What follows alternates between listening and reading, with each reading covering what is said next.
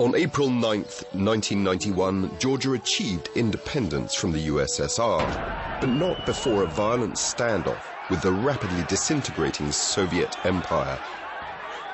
We did get independence, but it resulted in much blood and destruction. A civil war broke out in Georgia almost as soon as it gained sovereignty. To this day, the nation has been unable to overcome its aftermath. The country's infrastructure is in ruins. Tens of thousands of people have fled the country.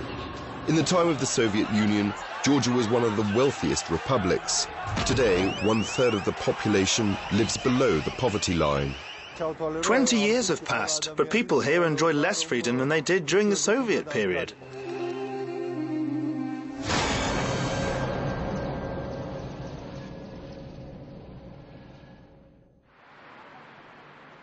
Back in 1988, Eduard Kokoity was just a student. He joined a mass hunger strike outside government headquarters. At that time, the country was still called the Georgian Soviet Socialist Republic. That hunger strike, which lasted 8 or 9 days, triggered a movement of liberation. I often sat on these steps with my friends. The number of protesters grew day by day. Sozar Subari, then a young historian, lent his support to their cause. Independence was my watchword at that time. I didn't miss a single public action or rally. In April 1989, thousands of people gathered in Tbilisi for an open-ended rally outside government headquarters. They wanted independence for the Republic of Georgia. Eduard Kokoity, leader of a nationalist movement, was the speaker who made the most extremist remarks in an intensely dramatic speech. In the early hours of April 9th, the Soviet government dispatched armored vehicles and soldiers against peaceful demonstrators. 16 people died and hundreds were injured. Levan Gechecheladze, a mathematician and would-be magnate of Georgia, was lucky enough to evade even injury. We were in too much of a hurry. We were trying to stir history to help move it forward. What happened then had to happen. But of course the thought that Georgia might become independent in 1991 never crossed my mind back in the late 1980s. Eduard Kokoity became the first president of a sovereign Georgia in April 1991 after an election campaign where independence was the catchphrase. But as soon as he came to power, he didn't expect that under that independence motto, Georgian autonomous regions Abkhazia and South Ossetia would demand sovereignty. Inter-ethnic conflicts began. Georgia responded by sending troops to South Ossetia, then a year later to Abkhazia. People who were once neighbors became bitter enemies. Thousands of refugees fled to Georgia. As far as I know, years ago this building was meant to be a hospital.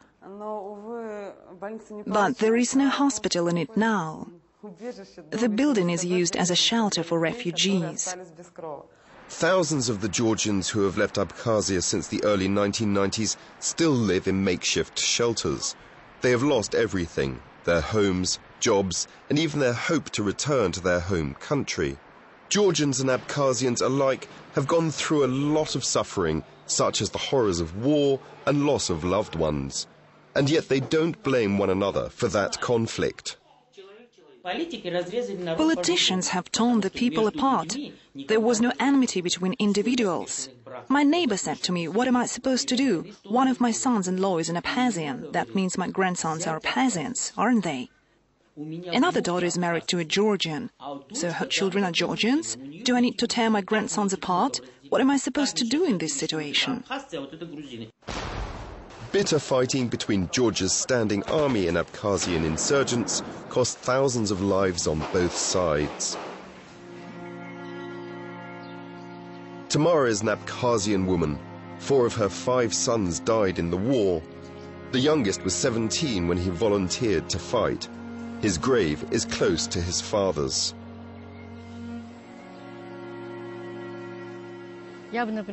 I would dearly like to have the word war confined to the history books. I want nobody to ever utter it again. I want it to be forgotten altogether. Tamara and her husband wanted their new house to have enough room for all their children and their future families. But now it's almost uninhabited. One of the rooms houses a memorial museum to their family. It features their sons' medals they received and the letters they sent from the front line. Tamara especially treasures objects made by her children. This is the root of a pine tree. They made a heart out of it.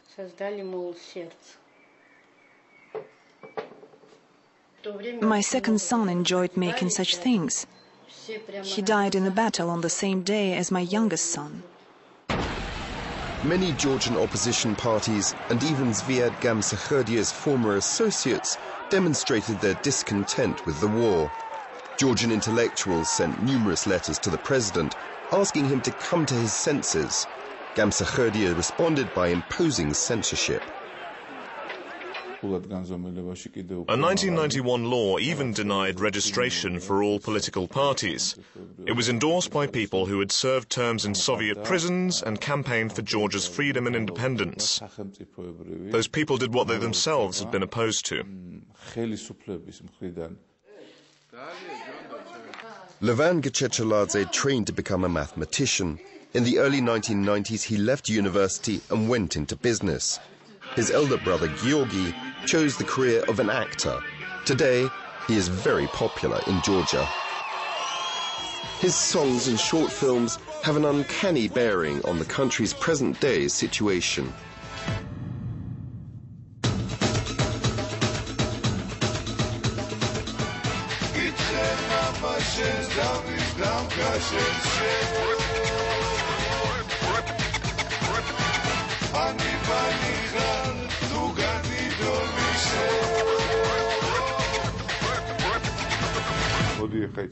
I had no desire to get involved in the war in Abkhazia and Ossetia, a war where brothers were killing brothers, so I decided to stay away from Georgia for a time.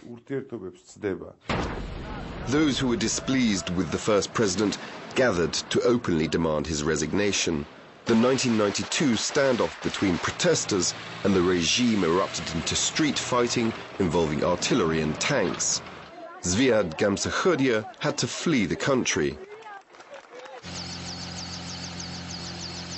Eduard Shevardnadze was Georgia's second president. The experienced political heavyweight had backed Mikhail Gorbachev's perestroika. Soon after he took office, he lifted the ban on opposition political parties and allowed independent media. After I went into business in 1993, I launched a project called Rustavi 2. Over 10 years, I turned a small studio in the provincial town of Rustavi into a leading national broadcaster. The Rustavi 2 TV channel lashed out at the country's new leaders, including President Eduard Shevardnadze, and was focused on runaway corruption. Corruption in the economic sphere was enormous after Shevardnadze came to power. But on the other hand, businessmen learned new skills in tune with modern times, and a real market economy took shape. True, there was pervasive corruption from top to bottom, but there was also freedom of speech and individual liberty. The sort of quagmire that we have now didn't exist then. Independent TV channel Rustavi 2 became a so-called platform for the opposition and had great political weight. But President Shevardnadze, who had declared freedom of speech as a principle, made no attempt to sway the channel's editorial policy. The Rustavi 2 TV channel and other Georgian media paved the way for radical political transformations. November 2003 saw a bloodless coup in Georgia dubbed the Rose Revolution. Mikhail Saakashvili, a young and ambitious person, came to power. I tendered my resignation of my own free will to prevent bloodshed. When they burst into the House of Parliament, I went out into the street to meet my followers. Any order coming from me is the law for the army. No doubt the army would have defeated them, but only after a bloodbath. I make no distinction between the two sides. All of them are Georgian citizens. Mikhail Saakashvili had promised to beat corruption and lead the nation to prosperity. However, it was the press that was the first victim of his law and order.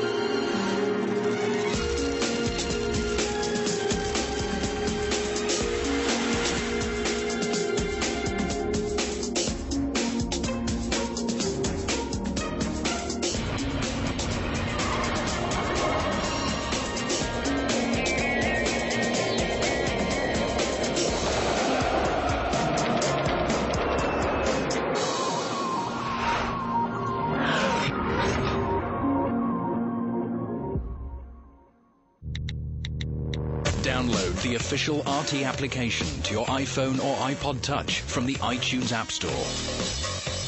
Watch RT live on the go.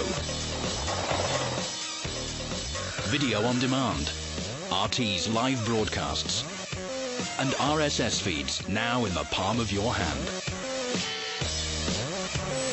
Question more on RT.com.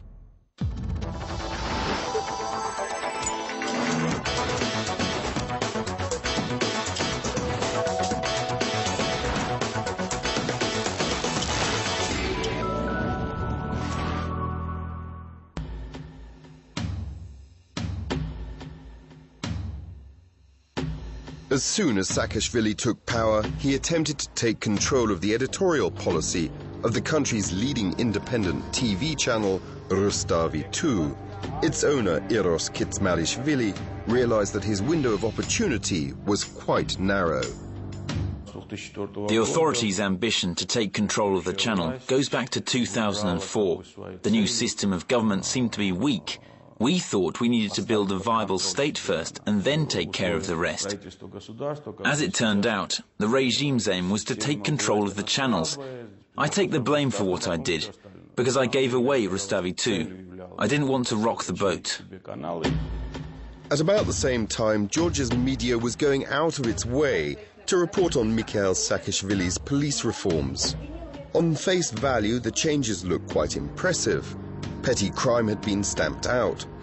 People now felt more secure on the streets of the towns after dusk.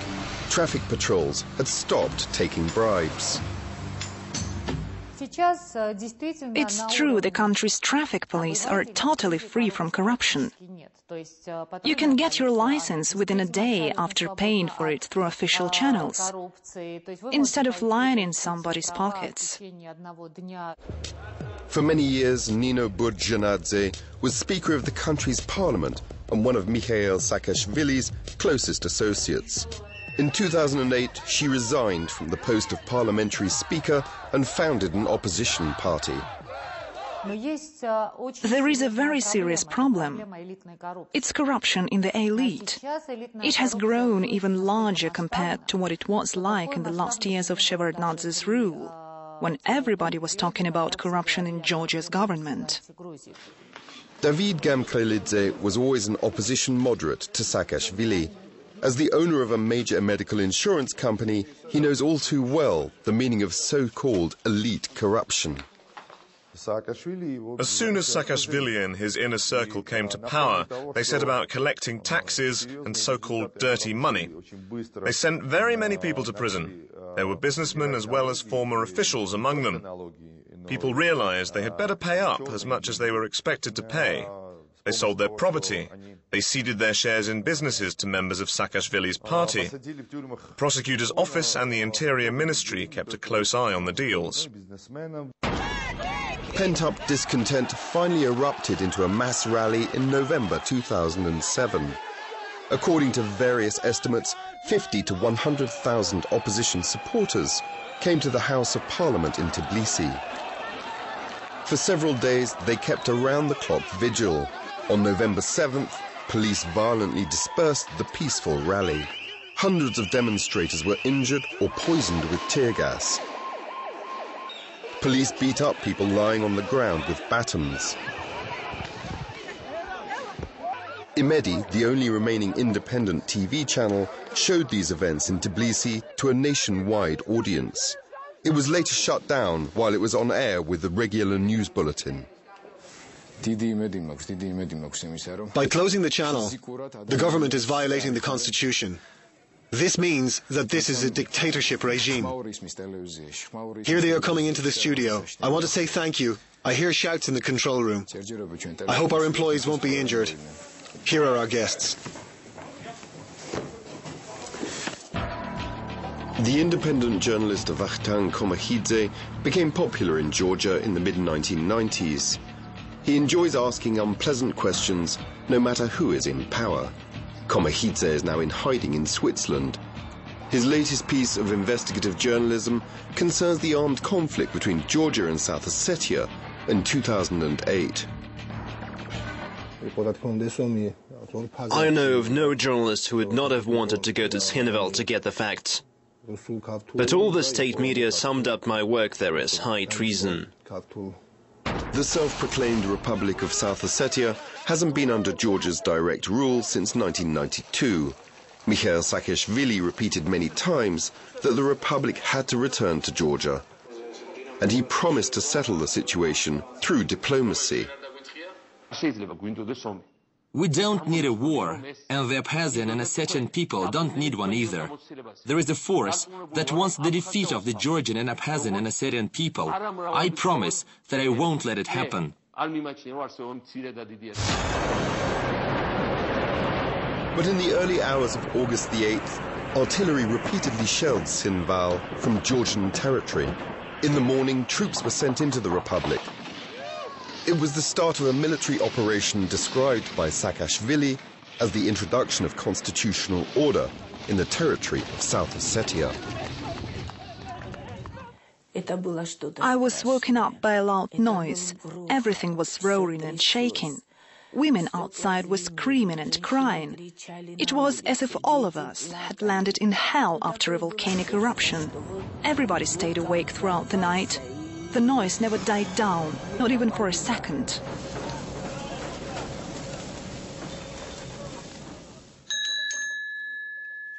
Artist Karaman Kutataladze lives in an old house on the outskirts of the village of Garekula, 15 kilometers from the border with South Ossetia. He is not interested in politics and doesn't know the first thing about international relations. But artists from around the world flock to his home to display their works. One of the art projects was called Liquid Art. It was to have been implemented jointly with Russian artists in late September 2008. The Georgian word for this place is marania. It is in places like this that Georgians traditionally make wine. Artists of different nationalities are going to contribute to Georgian traditions. They will get in there to press grapes with their feet, just as it was done in the old days. A year later, we will get a jointly made product, a wine brand called Liquid Art. In the spring of 2008, Karaman began building a pavilion for the exhibition.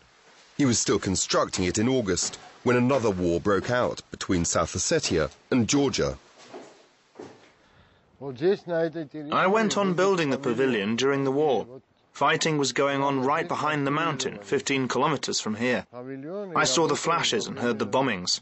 I also saw helicopters up in the air.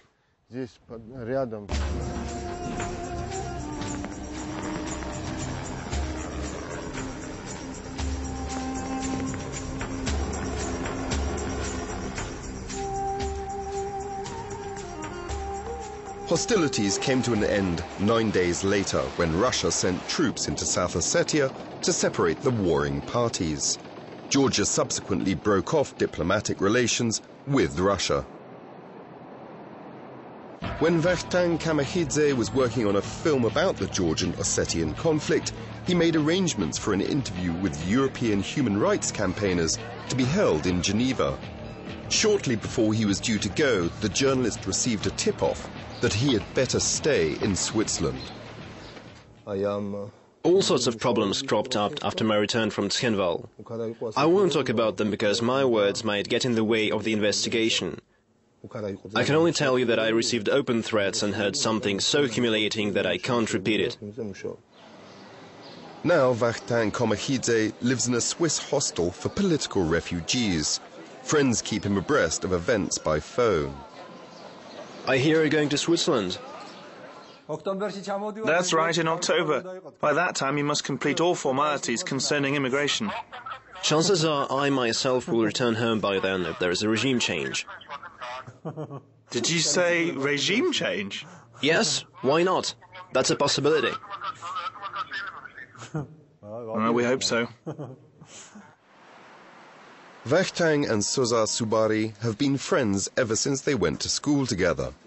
When Parliament appointed Sozar to the post of ombudsman, he gave his friend a job in his office. When his first term of office came to an end, Parliament denied him a second term. Now the journalist is in hiding in a foreign country. The ex-ombudsman is unemployed. If I had praised the authorities, I would have been elected for a second term. They would even have changed the law to elect me for 10 terms. In the last presidential election, Levan Gececheladze was officially the runner-up. His party's headquarters supplied the OSCE Commission with evidence documenting scores of irregularities. Some of them made public in the Commission's conclusions. But the final report ultimately described the election as valid.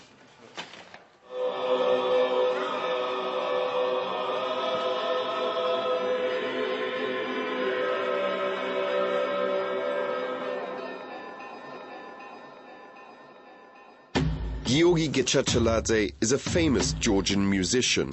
In protest against the Saakashvili regime, he decided to barricade himself in a television studio made up to look like a prison cell.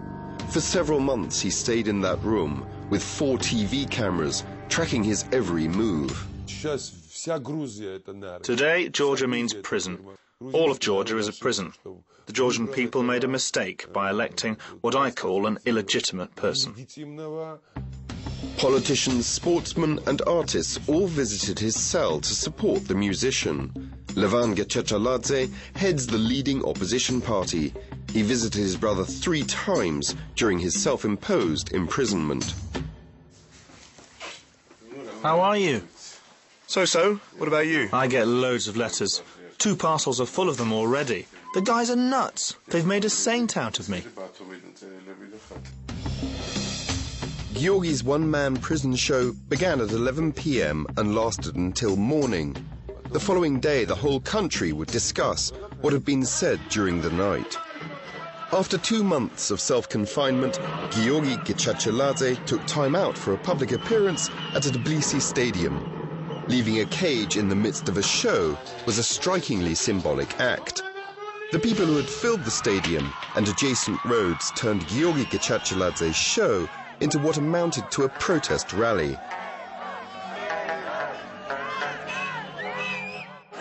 On April 9, 2009, leaders of all opposition parties urged their followers to take to the streets in Tbilisi.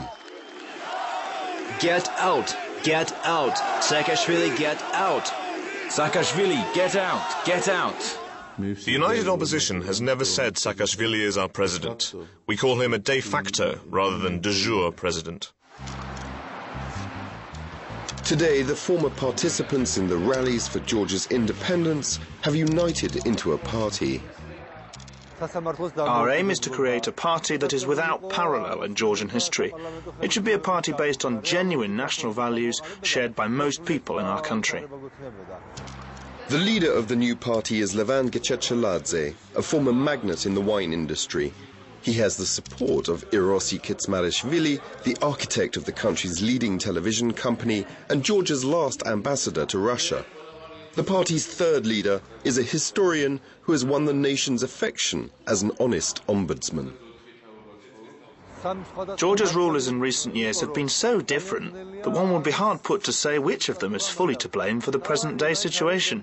There are no independent courts of law, democratic institutions are not allowed to develop, and the country's people are intimidated.